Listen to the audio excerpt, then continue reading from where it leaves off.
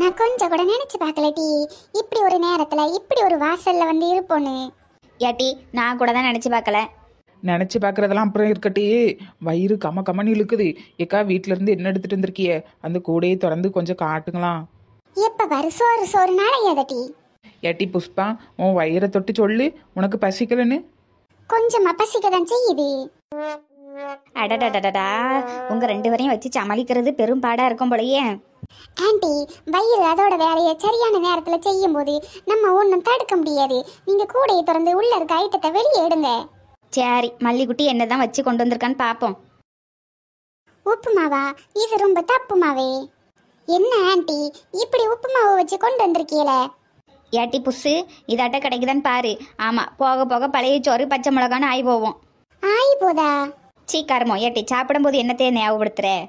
ஏக்க ஒரு சாம்பார் கீம்பாரு, ஒரு வெறுங்குழம்பு காரக்குழம்பு, ஒரு புளி குழம்பு, புளி இல்லாத குழம்பு, இப்படி ஏதாவது வச்சு எடுத்துட்டு வந்திருக்க வேண்டியதுனக்கா. ஆமாட்டி, ஹாஸ்பிட்டலுக்கு கிளம்புற அவசரத்தில் உனக்கு சாம்பார் வச்சு அவியல் பொரியெல்லாம் வச்சு எடுத்துகிட்டு வரேன். வீட்டில் என்ன இருக்கோ அதை தான் அள்ளி போட்டு வர முடியும். வாயை மூடிட்டு தின்னுங்கட்டி. நான்சென்ஸ் மாதிரி பேசாதீங்க ஆண்டி. வாயை மூடனா எப்படி திங்க முடியும்? அதுவும் சரிதான். சரி சரி சாப்பிடுங்க. இப்படியே போச்சுன்னா இந்த ஹாஸ்பிட்டல்ல கிடக்கிறதுக்கு தாக்கு பிடிக்க முடியாது. ஒரு ஹோட்டலு கீட்டல்ல சாப்பாடு வாங்கி தர பாருங்க. ஆமாங்க, நீங்கள் சம்பாதிச்சு கொண்டு என் மடியில் கொட்டுதியே, உங்களுக்கு ஹோட்டல் சாப்பாடு நான் வாங்கி தரேன். அப்படிலாம் சொல்லப்படாது, உங்க துணைக்கு தானே வந்து கிடக்கும். ஏட்டி புஸ்ஸு, அப்போ நீ சொன்ன மாதிரியே நல்லா ஒரு அடுப்பு, அப்புறம் கொஞ்சோண்டு பாத்திரம்லாம் எடுத்துட்டு வந்து நமக்கு பிடிச்ச மாதிரியே நம்ம சோறு பொங்கி தின்னுக்கிடுவோம் டீ. அதுவும் சரிதான். 7-8 நாள் இங்க கிடக்கணுமே. இப்படி உப்புமாவெல்லாம் தின்னுட்டு நம்மளால உயிர் வாழ முடியாது சாமி. ஏட்டி, நம்ம மட்டும் இப்படி அடுப்பு வச்சு பொங்கணும்னா யாரும் எதுவும் சொல்ல மாட்டாங்களா? நம்ம மட்டும் தான் இப்படி கொடையை விரிச்சு உட்காந்துருக்கோம். ஆண்டி, பேஷண்ட் வர வர ஆட்கள்லாம் வரும். நான் சொன்னேன் பாத்தீங்களா? இப்ப பாருங்க, ஒரு குடும்பமே வந்து உட்கார்ந்துருக்கு. ஏட்டி ஆமாம். சேப்பே அசட்டிக்கு இந்த கூட்டத்துல இருந்து அந்த கூட்டத்துக்கு தாவலாம் போலையே. நல்லா இட்லி சுட சுட சாம்பார் சட்னி தொட்டுக்கிறதுக்கு எப்பா ஏகப்பட்ட ஐட்டம் வந்திருக்கு. ஏட்டி, ஒண்ணு கவனிச்சியா? என் பக்கத்துல இருக்கத பாத்தியாட்டி? பாய் விட்டம்மா, இன்னைக்கு நல்ல கறி விருந்தாதான் இருக்கும். ஏட்டி, எதுக்கும் அந்த அம்மாவை காக்கா பிடிச்சு வச்சுக்கட்டி. காக்காவா? ஐயா ஆண்டி, எனக்கு காக்கெல்லாம் பிடிக்க தெரியாது. ஏட்டி லூசு பிள்ளை, காக்கானா ஃப்ரெண்டு பிடிச்சு வச்சுக்க. ஆமாம், ஃப்ரெண்டு பிடிச்சிக்கிட்டோம்னா கிடக்கிற 7-8 நாளும் நல்லா கறிச்சு வரத்துங்களாம்ல. அதுவும் சரிதான். Excuse me aunty. சொல்லுமா ஆண்டி, என் பேரு பூஞ்சோலை புஷ்பா.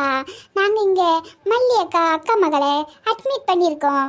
ஆமாட்டி, போன மாதம் ரேஷனில் 5 கிலோ அரிசி வாங்கணும், 2 கிலோ சீனி வாங்கணும், 1 லிட்டர் சீமெண்ணெய் வாங்கணும்னு சொல்லு. கூடவே கதவு நம்பரும் சொல்லிருட்டி. இருட்டி, பொறுமையா ஒன்றும் நான் சொல்லுவேன். ரத்தம் கம்மியா இருக்குன்னு சொன்னாவளா, அட்மிட் பண்ணியிருக்கோம். போன மாசம் ரேஷன்ல எத்தனை கிலோ? இருங்க இது எத்தனை கிலோ சொன்னேன்? ஷோ கடவுளே. கடவுளேவா? அவ கடக்கா லூசி. போன மாசம் ரேஷன்ல எல்லா பொருளும் வாங்கிட்டோம் பார்த்துடுங்க. கதவு நம்பர் கூட 28/7. அங்க இருந்து தான் நாங்க வாரோம். இன்னும் 7-8 நாளைக்கு ஆஸ்பத்திரியில தான் கிடப்போம் பார்த்துடுங்க. அதான் உங்களை ஃப்ரெண்டு பிடிச்சிக்க சொன்னாவோ. அப்படியாம்மா? குண்டு பைய உள்ள ஒன்று விடாமல் மொத்தத்தையும் அப்படியே ஒப்பிக்குதே. நானே என் மகளை தான் அட்மிட் பண்ணியிருக்கேன். டெலிவரி டேட்டு பக்கத்தில் வந்துட்டு பார்த்துடுங்க. ரொம்ப சந்தோஷம். நல்லபடியாக குழந்தை பிறக்கும் ஆண்டி. சரிம்மா, நாங்கள் எங்கள் பக்கத்தில் தான் இருப்போம். எந்த உதவினாலும் எங்களுக்கு கேளுங்க, நாங்களே எந்த உதவினாலும் உங்களுக்கு கேட்கும். ரொம்ப சந்தோஷம் ஆண்டி. நாளையிலேருந்து நீங்கள் சோறு கொண்டு வரச்சில எங்களுக்கு குழம்பு மட்டும் கொண்டு வரீங்களா? அட குண்டூஸ், எடுத்த அடுப்புலேயே இப்படி குழம்பு கேட்குதே, நம்மளை என்ன நினைப்பாவோ? சரிம்மா, கொண்டு வரேன். பட்டுன்னு திரும்பிட்டாவோ? ஆண்டி, எப்படி நீங்க சொல்லி தந்த மாதிரியே நல்லா காக்கா பிடிச்சனா? ஏட்டி, இந்த காலில் கிடக்க பற்றியா? காலில் ஏது ஆண்டி? கொலுசா? கொலுசுல டீ செருப்பு, அதுவும் பிஞ்சு செருப்பாலேயே என்ன அடிக்கணும். Very very sorry aunty. பிஞ்ச செருப்பெல்லாம் யூஸ் பண்றது இல்லை, தூக்கி போட்டுருவேன். அடுத்த டைம் பிஞ்சதை நான் கொண்டு வந்து தாரேன், அடிச்சுக்கிடுங்க. அடே, நம்ம பாவச்சில ஒரு கூட்டம் இல்லை, இப்போ என்ன இவ்வளவு கூட்டம் வந்திருக்கு? இதுல நம்ம ஆளுக்கள் எங்க கிடக்காமனு தெரியலையே. தேடி கண்டுபிடிச்சதான் எடுக்கணுமா இருக்கு. அப்படியே 10 நாப்புல கூட்டத்துலோடி நடந்து போவோம். ஏக்க, எல்லாரும் இங்க இருக்கீல? ஏட்டி மல்லிக்குட்டி, உள்ளே என்ன சொன்னாவோ? ஆண்டி, கொஞ்சம் அது அறிவு இருக்கா? ஏம்பல இப்படி உப்புமா போட்டு கொள்ளுதியல, அதனால தான் தானே ஒரு நாள் கூட லீவ் போடாம ஆபீஸ்க்கு ஓடுதார் போல. ஏட்டி, இதுதான் செய்யறதுக்கு ஈஸியா இருக்கு. காலையில சரி எல்லாருக்கும் செஞ்சு வச்சேன். இப்படி திடீர் திருப்புன்னு ஆஸ்பத்திரிக்கு வருவோன்னு யாரு கண்டா? இந்த ரவை இடியாப்பம் பிறகு என்னது சேமியா அப்படி இப்படின்னு இருக்கிறதெல்லாம் தடை செய்யணும் கவர்மெண்ட் கிட்ட சொல்லி. சரி செஞ்சிருவோம். ஏட்டி சாப்பிடுதியா? வேண்டாக்கா, உள்ள போயிட்டு அந்த மத்தியெல்லாம் எனக்கு சாப்பிட்றதுக்கே மனசு இல்லை.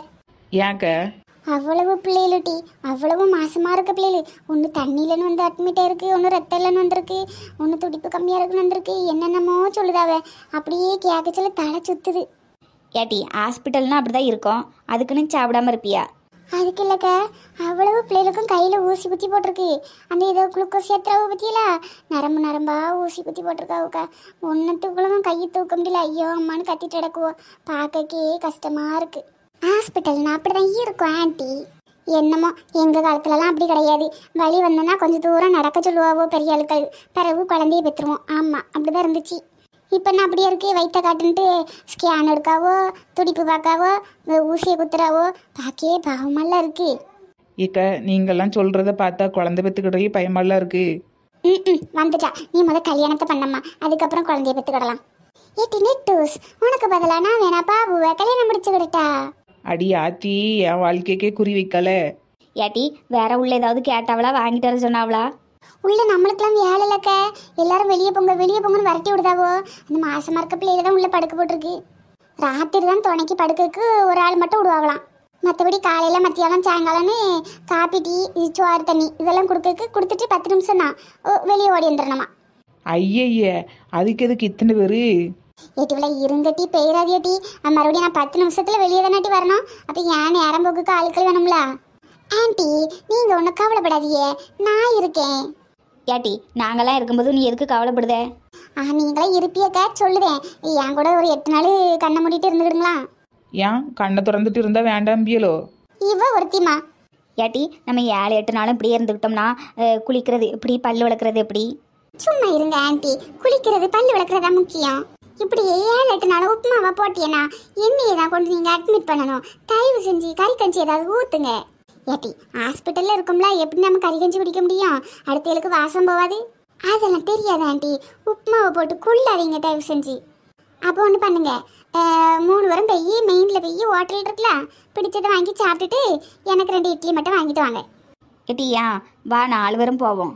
வேண்டாக்கா, திடீர்னு உள்ள கூட்டாலும் கூப்பிடுவாங்களாம், சொல்லி தான் விட்டாவே. ஆமாம், அதனால ஒரு ஆள் எப்பயும் இருக்கணும்ட்டு சொல்லி தான் விட்டாவை பார்த்துடுங்க. ஏக்கா ஹோட்டலில் போட்டு காசு செலவு பண்ணுறதுக்கு பேசாட்டிக்கு வீட்டில இருந்து சமைச்சு கொண்டு வந்துருவோம்க்கா. ஏட்டி எல்லாரும் இங்கே கிடக்கும், பிறகு என்ன நீ வீட்டில இருந்து சோறு பொங்கி எடுத்துட்டு வர முடியும்? ஐயோ ஆண்டி, நானும் நெட்டுசும் போகிறோம், நீங்களும் இழிச்ச ஆண்டியோ இங்கே இருங்க. உங்களுக்கு என்ன டீ செய்ய தெரியும் ஆண்டி? அதெல்லாம் செல்லுலே இப்போ இல்லம் வந்துட்டு யூடியூப்ல அடிச்சோம்னா என்னென்ன குழம்பு வைக்கிறதுன்னு அசால்ட்டாக வந்துடும். நாங்கள் எங்களுக்கு உதவியா அந்த ஒத்தரோச ஆண்டியையோ அப்புறம் இழுத்து பேசுவோம்ல அந்த ஆண்டியையோ கூப்பிட்டுக்கிடுதோம். ஆமாக்கா, நான் புஷ்பா பிறகு ரங்கக்கா ராசத்தியக்கா 4 பேரும் செஞ்சு கொண்டு வரோம்க்கா. ஆமா ஆண்டி, உள்ள இருக்க பிள்ளைக்கும் இந்த என்னது உப்புமா, தக்காளி சோறு, புளிச்சோறு, லெமன் சோறு, தயிர் சோறுன்னு போட்டு குள்ளாரியே. அந்த பிள்ளைக்கு ஏதாவது கறி கஞ்சி ஊத்துனாதானே ரத்தம் ஊறும். ஏட்டி மல்லிக்குட்டி அவ்வளோ சொல்கிறதும் சரிதான். சும்மா இட்லி தோசைன்னு கொடுத்துட்டு இருந்தா எங்கிட்டி ரத்தம் ஊறும், நல்ல கறி கஞ்சின்னு ஊற்றுவோம். அப்படியாக்க சொல்லுதியே? ஆமா ஆண்டி, கண்டிப்பா நாங்க கறி கஞ்சி எடுத்துட்டு வரோம். ஆமாக்கா. சரி என்னமோ சொல்லுதியே, செய்யுங்க.